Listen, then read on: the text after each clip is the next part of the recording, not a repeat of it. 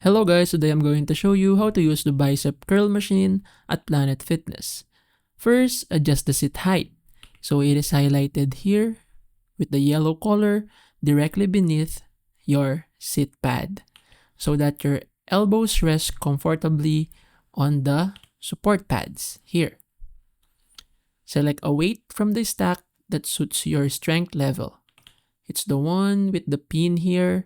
Make sure you select the weight that you are capable of handling.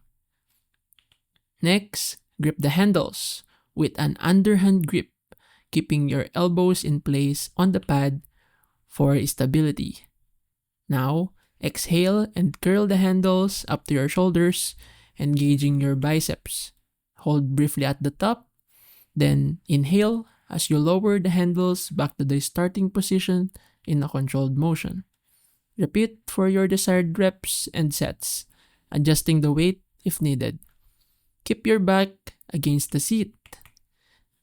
Avoid using momentum and focus on controlled movements to maximize effectiveness and prevent injury.